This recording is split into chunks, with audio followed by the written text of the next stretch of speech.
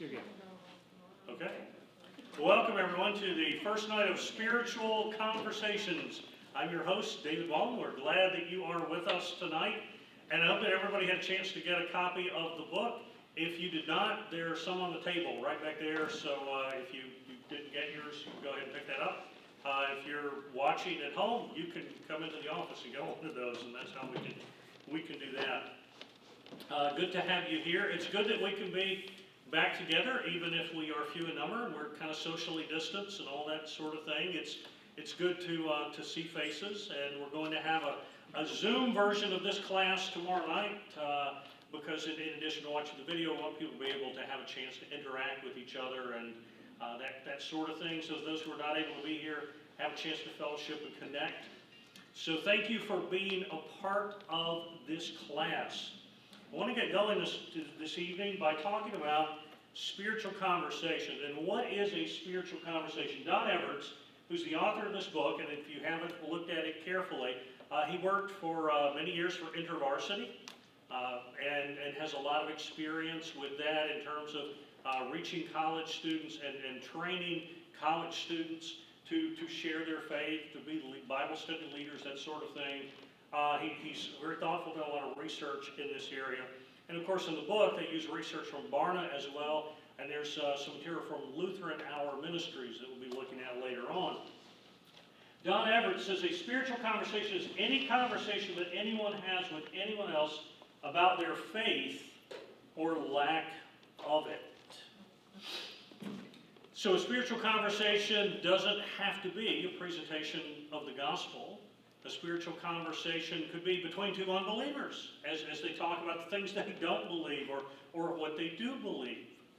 But as we think about a spiritual conversation, he says that spiritual conversations should be normal and should be natural. And I think that's true. I think that our culture has put a big roadblock in our way, and that's in chapter 1. We'll be talking about chapter 1 next week. You read it for tonight, that's good. But chapter 1 and 2 we're really going to cover next week. I've got something else I want to go into tonight. But it does talk about that roadblock that's there that keeps us back from talking about our faith, from talking about God, from talking about the things that are most important to us. You know, sometimes even at church, our conversations tend to be on a fairly superficial level. You know, we'll talk about the weather, we'll talk about sports, things like that. But do we talk about the really important things? And you can't always do that. You know, you can't go up to someone and just go dive real deep in a conversation.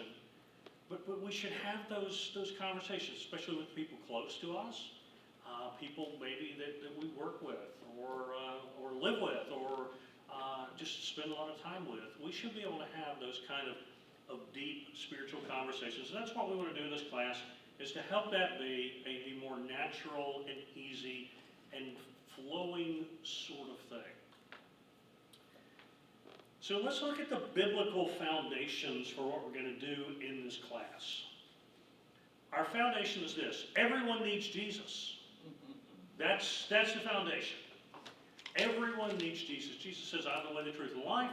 No one comes to the Father but by me. He says, go and make disciples. So people need Jesus, and part of our role as his followers is to share the good news with people. We're not responsible for the results. We're just responsible for making him known. So God wants us to share our faith. And the other thing is, God wants us to care about the people in our lives. It could be, you know, your grandchildren. It could be the people you work with. But God brings people into your life. And God wants you to care about the person and to care about them enough to talk about really important things in life. So in this class, we're not talking about pretending to be something that you're not. We're not talking about putting on a front. We're not talking about pretending to be someone's friend so that you can make a sales pitch to them. We're not talking about that. We're talking about people you know, people you care about, the people you're talking with anyway. How can you talk to them in a way that is most helpful and most meaningful for them? It's about being a true friend. Colossians 4, 5, and 6 says, walk in wisdom toward outsiders, meaning unbelievers. Make the best use of the time. Let your speech always be gracious, seasoned with salt, so that you may know how you ought to answer each person. Another thing we're not doing is we're not training you in verbal combat here. Okay? So the idea is not to win an argument. The idea is not to convince someone they're wrong. We want to walk in wisdom, and that means understanding where a person's coming from and how to talk to them, where they're at on their spiritual journey. And then also, it's just to be gracious. We're gracious with people, we're caring. The idea is that you just share the truth as you understand it. That you talk with them about the things that they care about, that you care about, that really matter. And of course, to know how you ought to answer. We're gonna work on that a little bit too in this class, knowing how you ought to answer and think about some things that you might run into and how you can deal with those. 1 Peter 3:15 is a famous passage. In your hearts honor Christ the Lord as holy, always being prepared to make a defense to anyone who asks you for a reason for the hope that is in you. It assumes that people are going to be asking you, why do you do that? Why are you like that? How were you able to do that? How were you able to forgive that person? How were you able to get through that difficult time in your life? Why do you do the things you did? So you have a reason to give them, yet do it with gentleness and respect. So everything we're about is about gentleness and respect. This is not about pushing an agenda on somebody, shoving something down their throat, making a sales pitch, something like that. We're not trying to win an argument or sell something. We just want to care about people and listen. And that may be the most important thing you can learn, is to listen to people rather than just try to get ahead of them with an answer. Really hear where they're coming from. And a lot of times, what they say, what they bring up, isn't necessarily their main concern.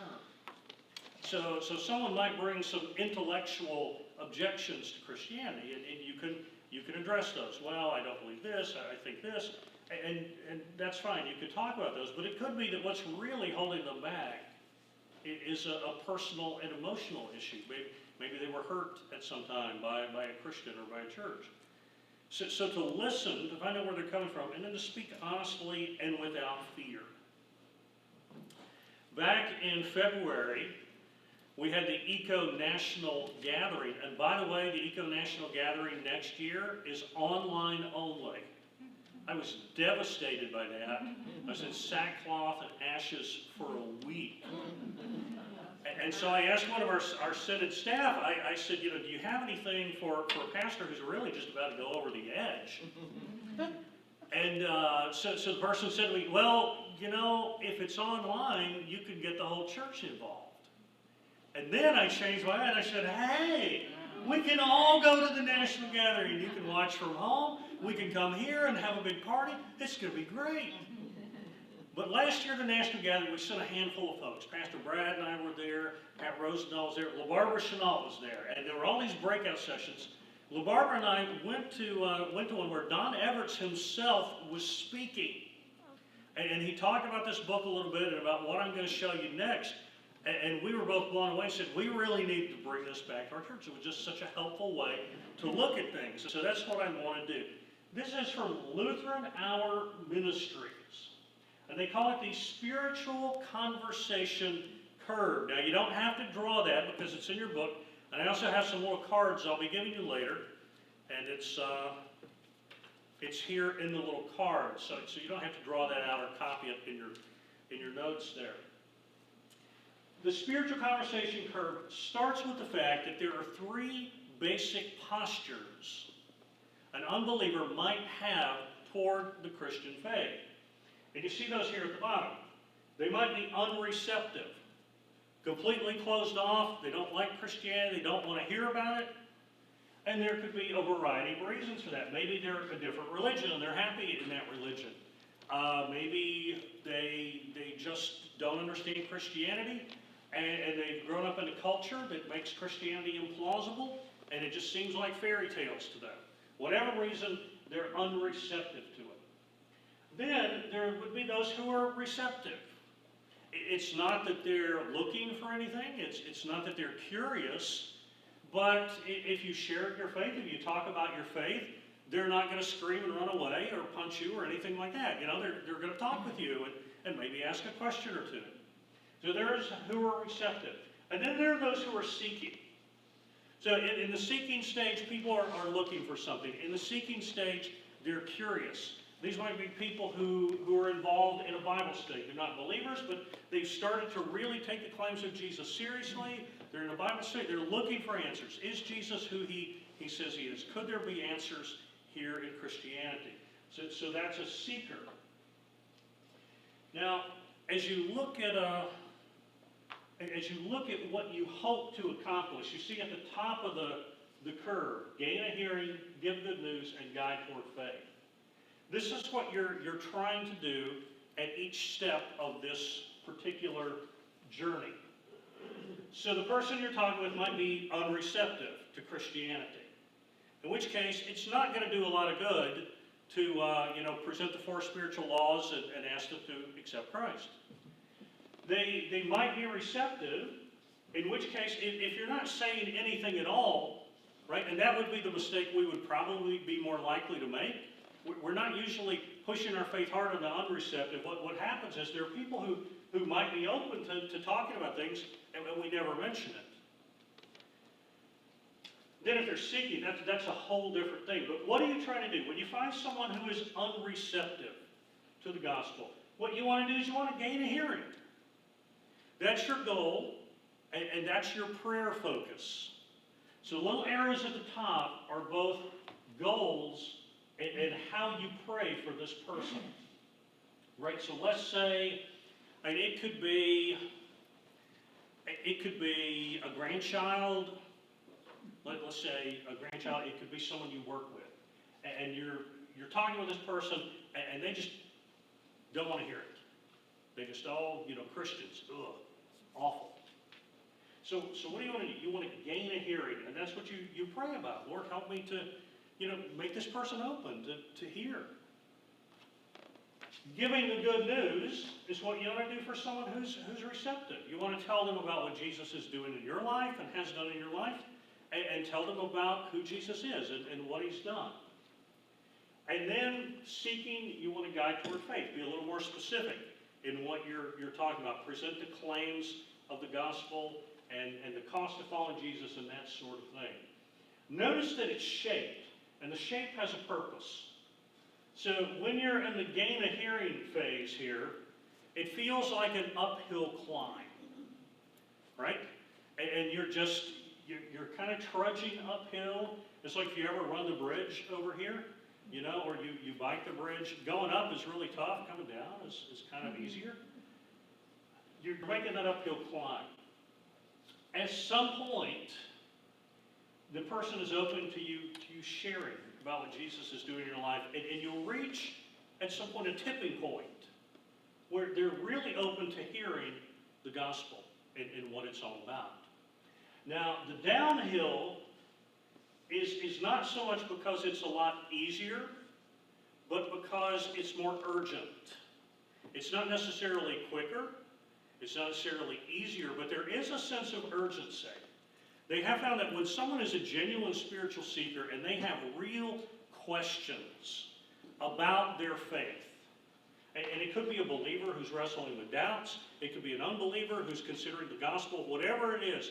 Think about St. Augustine when he was in the garden and he heard take and read, and he was torn. Is Christianity, should I do this? Can I do this? You'll hear Sunday a little story about Billy Graham when he was wrestling with some doubts and his faith. And when you're seeking, when you're wrestling with that stuff, it is emotionally exhausting to be in the seeking stage. You can't maintain that forever. You can't say, I have real questions, and I just, I have to find answers, and 10 years later, you're still looking. You're gonna push for some resolution. So there's a sense of urgency that happens there, and that's why that's a downhill slope. So let me ask you at this point, before we get into to details, if there are any questions so far about the spiritual conversation curve.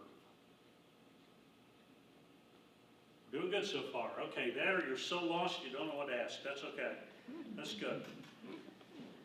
Now, notice that explaining the gospel really only comes at this side of the curve. Right? So you know when to do that. And we'll talk later in this class about how you can do that and how you can share the gospel with somebody in a very simple, easy way, so that you're ready to do that when someone's there. But that's not where everybody is. The thing you need to do is, as you interact with people, you want to get to know them and figure out where they are. What is their posture toward the Christian faith? Are they closed to it? If so, why?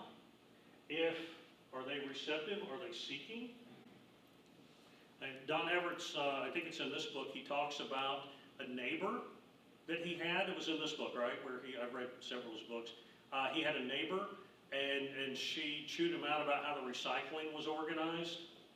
And he had just moved into this place, and she was chewing him out about the recycling, and she just made an off-the-cuff remark, not knowing that he was a pastor, not knowing that he was a Christian. She made this disparaging remark about Christians, right? So there's a lot of ways you could play that from there. You get very defensive and that sort of thing. But he decided not to get defensive, but to get to know her and to build a relationship and build trust. And he tells a little bit about how that happened and how they got to know each other. And again, not because he had some agenda, but just this is a neighbor, and he's getting to know a neighbor. And you know, they ended up having a lot in common and enjoying watching basketball together, even though at first she had a very negative attitude toward Christianity. Another book that he wrote with someone else, I think that guy was a wrestler in college, and he had a roommate who didn't like Christians, had some very negative, you're a Christian, you go to college, you find out your roommate is staunchly anti-Christian, right? So they found out that they had wrestling in common, they're both wrestlers, and this is how they build their relationship. Eventually the guy became a Christian just through getting to know him. And what had happened was this guy didn't know any Christians, really. There were no real Christians in his social circle. What he knew was basically a caricature of Christianity. He never really understood the gospel. He was just reacting to kind of a cultural stereotype. So you find the unreceptive, you want to gain a hearing. Sometimes people are going to be receptive, but what you want to do, you want to find out where they are on the curve. Now, Don Everts says it is rare for one Christian to walk the whole curve with an unbeliever. Right? It'll be rare that you meet somebody who's staunchly anti-Christian, and you build a relationship with them, and you eventually talk about your faith, and you share some conversations, and where they're at, and where you're at, and what they believe, and what you believe, and they come to recognize something in you, and they're open to Jesus, and then they start to take his claims seriously, and then they come to faith. It's rare that you're going to walk that whole road with somebody. He says it's more likely that you're going to be walking a part of the road with someone. And God will have a number of people he will bring into that person's life to help them along their spiritual journey.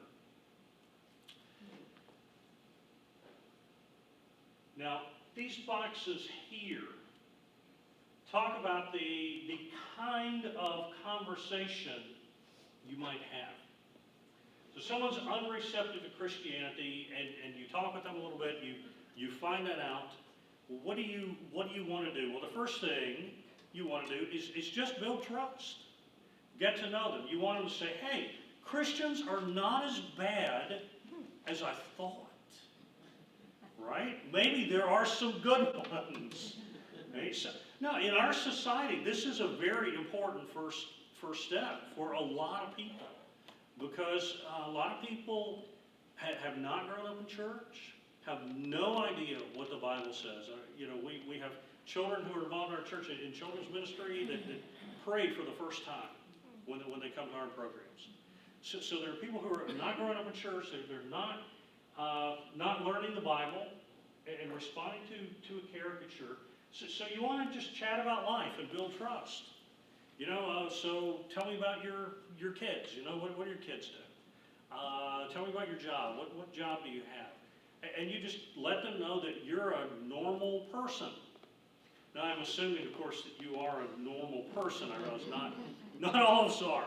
But, people might say, hey, these Christians are not so bad. In terms of relate, you want to relate to each other's joys and pains to deepen the connection. So here, you're talking about things that matter a little more.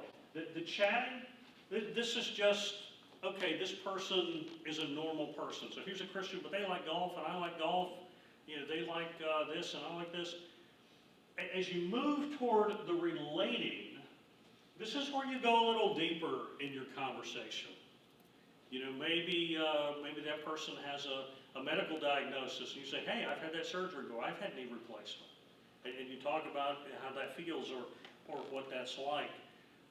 This is where you're going to talk about things that really matter. Work and family and important decisions and those kinds of things. You're not yet talking about God, you're not talking about your faith, but you're talking about deeper things that really matter. As someone becomes receptive, or you find someone who's receptive, there are two things you're going to do here. The first is to share.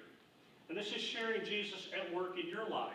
And this affirms his relevance to real life. So this is talking about what God is doing in your life today. What has happened to you? This is very subjective.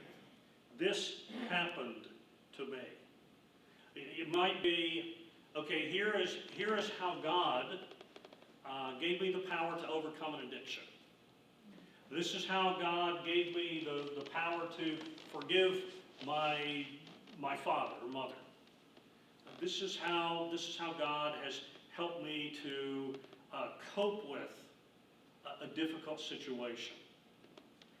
You're talking here about your experience, right? Not the Bible, not necessarily who Jesus is, what he's done, all that sort of thing, but God's work in your life. And this is very personal, and again, it's very, very subjective. As you move to the next step, it's going to be more objective.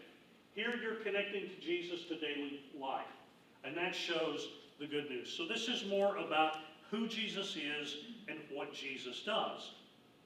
So for example, you might share how Jesus helps a person find a sense of self-worth that is not based on performance. Imagine that you're a fairly recent law school graduate, and you have some colleagues, and right out of law school, it can be really tough, right? You're working a lot of hours, a lot of performance-based stuff. There's a lot of pressure. You got to put in the hours. You got to succeed, and you get a real sense of identity, a real sense of purpose. You feel real good about yourself from what you're doing, but at the same time, even when you're successful, you can feel a bit of anxiety that, hey, who I am is really attached to my performance. And if I slow down on the treadmill a little bit, I'm going to lose who I am. So that may be an opportunity, and you talk about, hey, there's more to who you are than just your performance. You can find, it's great to perform at a high level, but you can find an identity and security in who you are that doesn't depend on keeping up on the treadmill. So that's an example of the kind of thing that would be. You're talking about what Jesus does for people, and you're connecting that to everyday life. Not yet really much digging into the Bible. You can quote some stuff here if you want to, but it's not so much a, hey, Jesus died for your sins, as this is what Jesus is doing and can do here. Now, when they're seeking, and they get to the point where they're really curious about Jesus, and they start to ask you questions about your faith. Why do you Christians believe that Jesus rose from the dead? Or, why do you Christians think that forgiveness is so important? This is where you start to explore those questions. This is where he gives an example of a young woman who asked him, how can a loving God send someone to hell? And in the book, he affirms her question. So the first thing he does is he says, that's a good question. And then he says, let me go ask my pastor. No, that actually wasn't what he does. Of course, he is a pastor, so that'd be a real cop-out for him. But it's okay to do it. It's okay to say, that's a really good question. I've never thought of that before. Or that's a really good question. I can, let's try to find an answer together. Or that's a really good question. Let's go ask my pastor. All that is fine. But they're also asking not for my opinion, right? My answer. They're asking for yours. Have you thought about this? How do you deal with this? And it's okay for you to tell them, well, I haven't looked into this deeply, but here's how I deal with this issue. Here's how I understand this. So he affirmed her question. He said, I've wrestled with that a lot myself. And then he asked her, what makes this particularly pressing for you? So he responds to her question with a question, and that's okay too. Next week, we're going to talk about questions and how you use questions effectively in conversations. But she says, how can a loving God send people to hell? And he says, that's a really good question. I've thought about that too. Why that question? What makes that so important to you? Because again, he's listening. He's trying to find out where she's at and where she's coming from. And of course, he tried to answer her question as best he could. He says to use the Bible at this stage, and you encourage questions. A lot of times in a spiritual conversation, we get nervous about people's questions because we don't think we'll know the answer. Even if you have, especially if it's, even if you have an 8-year-old grandchild, right? But especially if they're 8 years old, because they'll just keep asking questions, and you're nervous. You're like, well, I don't know what if I don't know the answer? Or ask your mom, or I remember, I'm going to embarrass myself here. So when I was discerning my call to be a pastor, I came out of high school with a call, and I did the short-term summer volunteer mission thing. And I was working with youth and kids at a church in Fort Lauderdale. We had this wonderful guy. He was one of the most Christ-like guys I've ever known who worked at the church and helped out, was kind of one of the volunteer leaders there. And one night we were with a bunch of the youth and kids and stuff like that, and the pastor's daughter, who was maybe about 9 years old, she asked me, why do we baptize people? And I was not seminary trained or anything yet. I was kind of nervous with that question. I wasn't sure I was going to get it right. And I said, well, that's a good question. You should ask your dad that. Because he was a pastor, right? And so this guy, he was the most Christ-like guy I've ever known. Ron the Goat Walker, greatest of all time. He was a bowler, bowled a 300 game. Anyway, Ron Walker, he turned to me, and you could see the righteous indignation of Jesus flash in his eyes. And he pointed at me, and he said, no, she asked you. You tell her. I'm like, whoa, okay. Well, we do it because Jesus told us to, right? I didn't have a real sophisticated theology. Well, Jesus told me. Well, that's something, right? I gave her my answer. And that's what she's looking for. So it's okay sometimes if you really don't know, say, I'm going to find out, or I'm going to ask my pastor, or something like that. But don't just say, go ask the pastor, right? They ask you. You do it. You give them an answer, even if it's not. Now, could her dad have given her a more theologically sophisticated answer? He could have. He could have pulled up all these Bible verses and lectured for an hour, I'm sure, and all that stuff. But she asked me. So I had to give her the best answer I could. So keep that in mind. You do that. And this is the stage, exploring, where you're answering all those questions. And don't be afraid of the questions. The more questions, the better. Right? You want them to ask questions. And the last part is to clarify. And clarify means that you present the gospel, the costs, and the rewards of following Jesus. You say, Jesus calls you to a new life. Life abundant and eternal. And if you commit yourself, you follow him, Here's what it means. Jesus said, count the cost. Know what you're getting in for. So Jesus isn't like some of these companies that are out there, right? Maybe telecommunication companies or something like that. And they say, hey, here's a great offer, you know. It's only this much. And then you get your first bill and you're like, whoa, wait a minute, this is 25% more than what they, you know, here are all these hidden costs of fees and stuff tacked on. And, you know, you get into something and you're like, whoa, where did all this come from? Nobody gets surprised, right? Because Jesus says, count the cost. Know what you're doing. If you want to commit, you commit. But know what you're getting into ahead of time and what it's going to mean. Because Jesus doesn't want halfway followers. He doesn't want fans. He doesn't want people who kind of like him but don't obey. He wants people who are all in. So that's what you're doing at that point. You're clarifying what it's all about. Now let me ask if there are questions so far about the spiritual conversation curve. It's kind of neat, isn't it? It's one of those things that once you see it, it just makes so much sense, but you think, why did I never think of it that way before? I like it because you're taking each person where they're at. And you're not trying to force them along on their journey, you're just trying to walk with them. Right? So you think of it this way, think of it as walking a journey. You're not grabbing somebody's hand and saying, come on, let's go over here. You just come alongside them. And you're you and they're them, and you walk together. And you start with where they're at, and you go from there. Oh, we have a question, yes. What do those symbols in gray mean? I understand the fish, but the ones on either side, how do you tell what they are? Okay, the symbols on either side, yes. So this is the coffee cup, right? You think of being in a coffee shop and you just chat, you have a talk and a discussion, and it's low key. I think that's what that's about. This is the fish. So here's where you're sharing about Jesus. You're telling them about that. This is the compass because they're exploring. You're going to help them explore the faith. So you're kind of the compass that's going to help point them toward Jesus, I think, is how that works.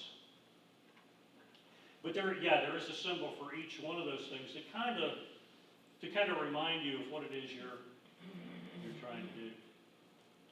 So if there are no more, Just a comment. This seems to put it on a more personal, physical situation as opposed to talking spiritually to somebody that you're just meeting. Yeah. I mean, you work into that conversation.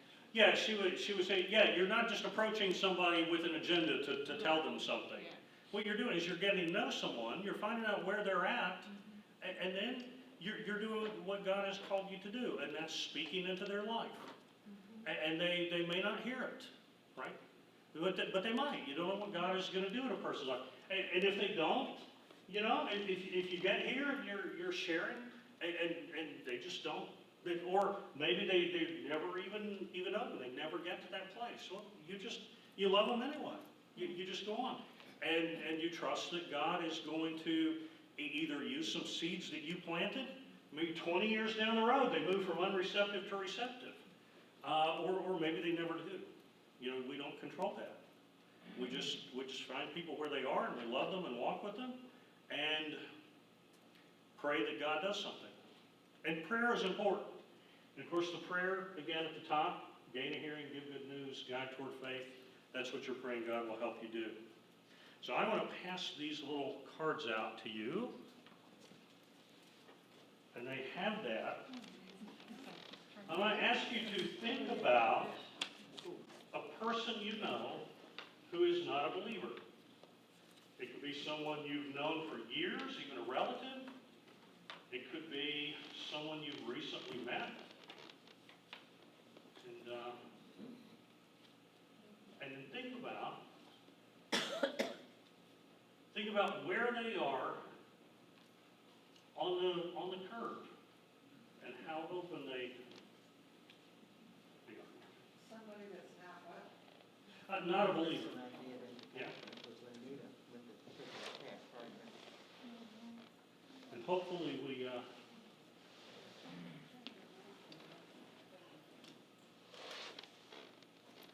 probably all know someone who's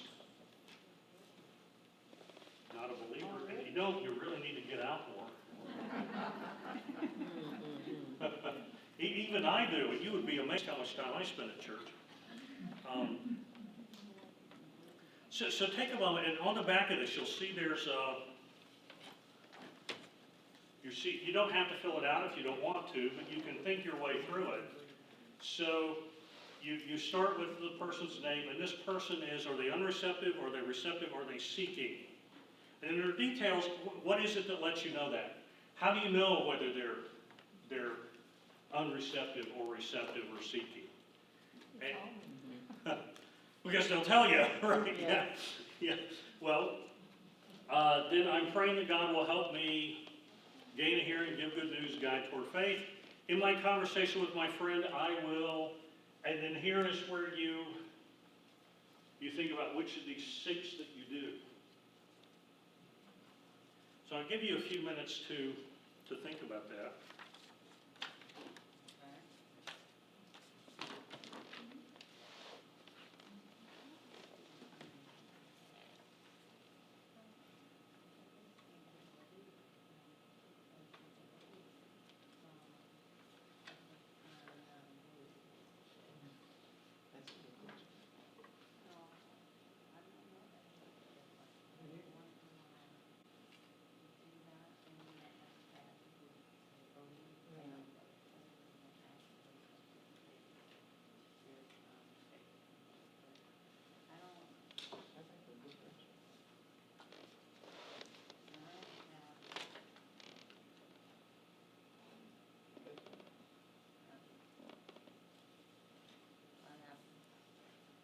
Yes. When you have a person who calls him or herself a believer Okay. and doesn't do many of the things that believers might do, like go to church, ever talk about reading the Bible, but they are probably a good person, where do you think they are? Now here's an interesting question. So what do you do with someone who maybe identifies as a Christian? If you ask them, are you a Christian? They say yes. And yet, in terms of Christian practices, there are not many. You know, they're not going to church, maybe not participate in any kind of worship, Bible study, anything like that. Maybe in terms of beliefs, they're not right where a biblical Christian should be. Maybe they think, well, I'm a Christian because I'm not anything else and I'm a good person. Right. And I think as we move more and more away from cultural Christianity, there'll be less of that, but there's still a lot of it today. You're right.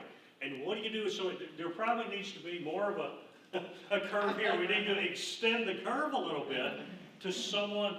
And I think what I would do there is talk to the person about their faith and about their practice. So I said Sunday, right, that there are a lot of people who will say to me, well, I believe in Jesus, but I don't go to church. Yeah. Now, That's we'll get to that, and there's going to be some homework tonight. Oh. But there will be people who say things like, well, I'm a Christian, but I don't participate in any kind of thing beyond myself. It's just sort of an inner attitude that I have. Well, at that point, you can start asking some questions. What does that mean to you that you're a Christian?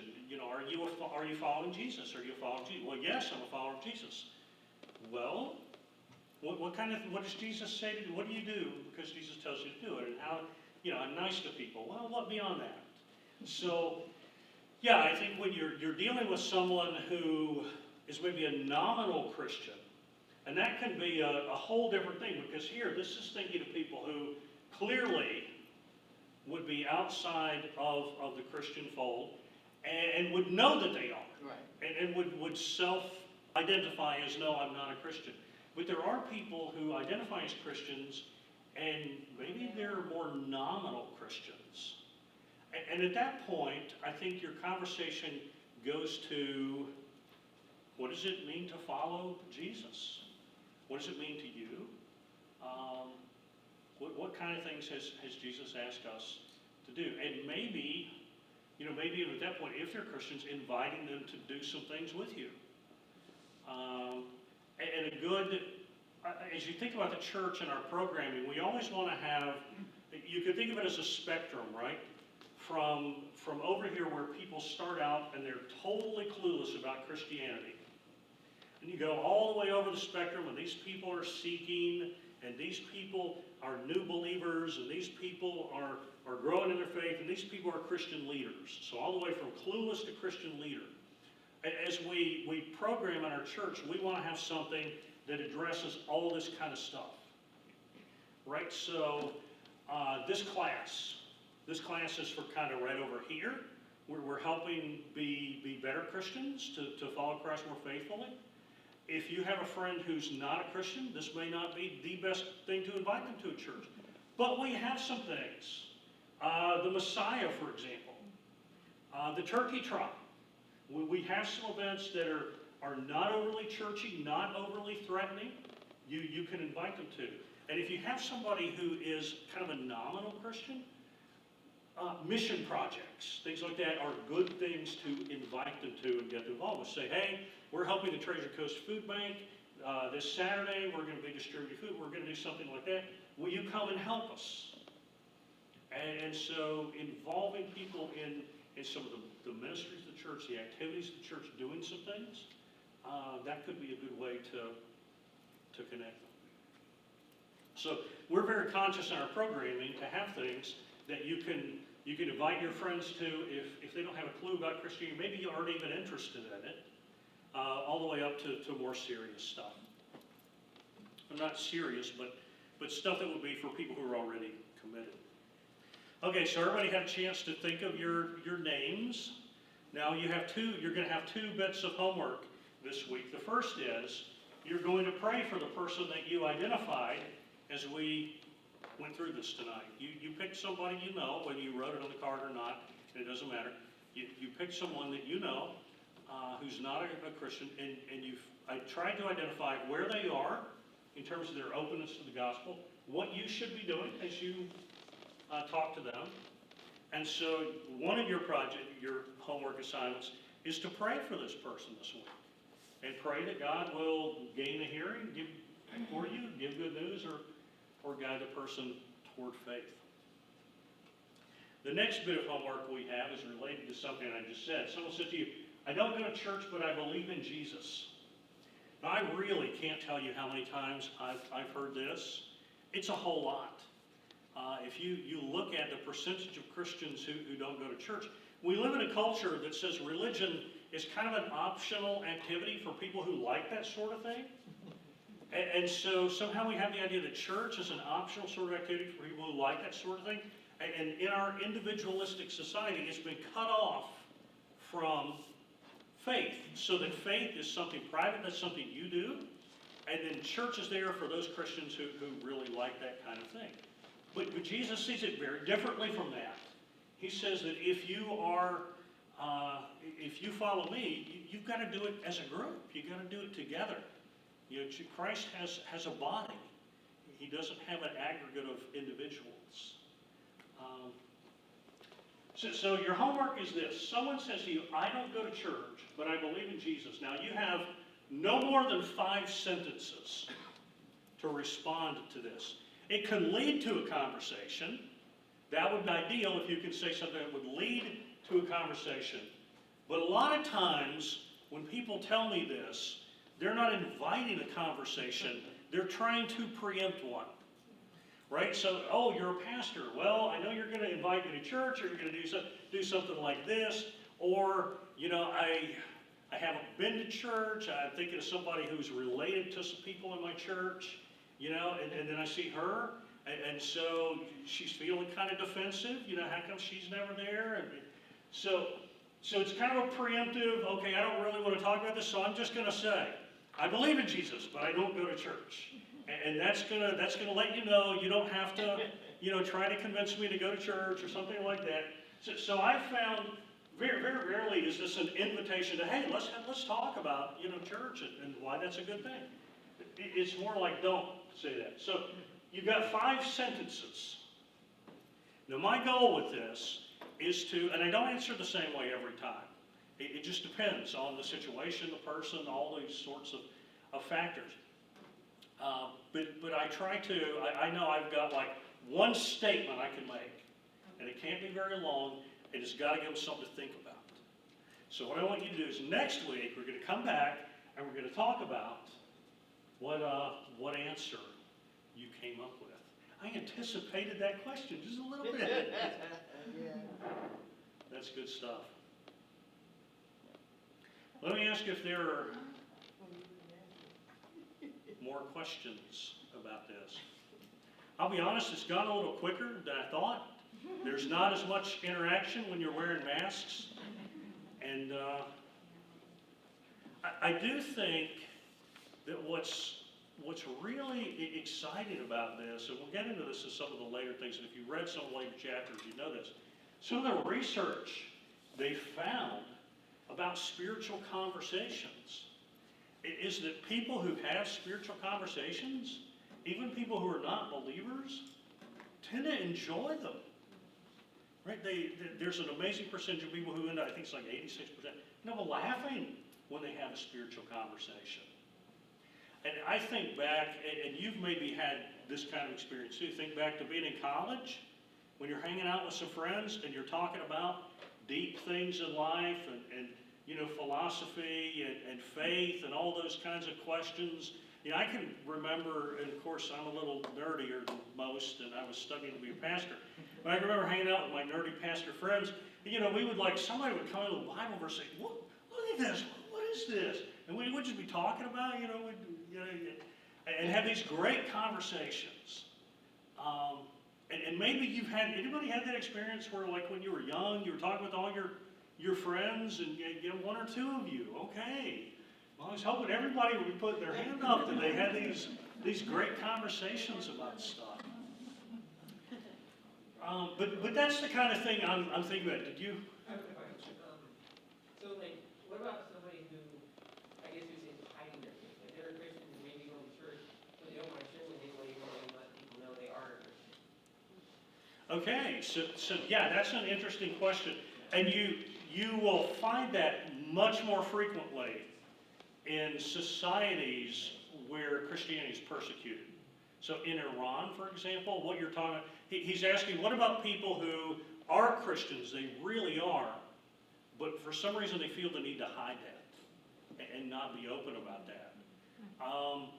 In a country like Iran, where you can get in real trouble for being a Christian, where there's social, even civil pressure on you, that kind of thing is common. Here in the U.S., where you really find that would be where a person, okay, where a person is in a hostile context. So maybe they're in a graduate program and they're the only Christian, and that can be a tough place to be. And so they kind of dial that back a little bit and hide it. And I think the thing you can do there is just talk with them about your faith and their faith, and just have open, honest conversations.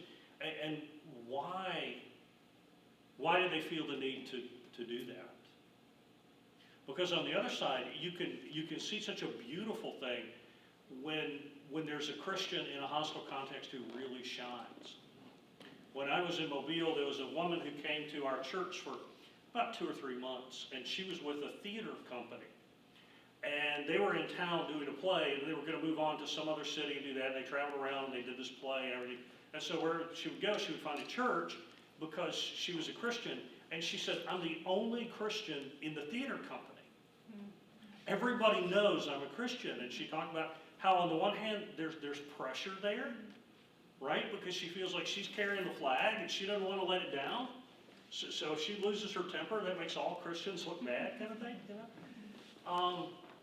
But at the same time, it's such a gift.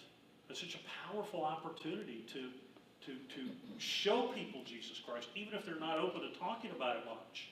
They see her, and they know she's a Christian, and she's moving them at least along this, right? So.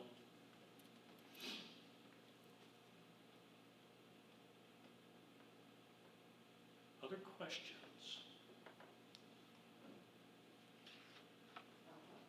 Yeah.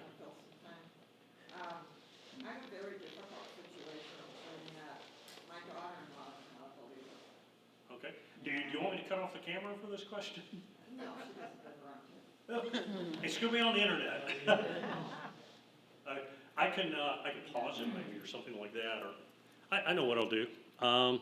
Yeah, I tell you what, why don't we have a little discussion? And those of you who are at home, thank you for joining us, and we'll see you next week. And if you wanna tune in on Zoom, Thursday nights at 6. Got it, Jason?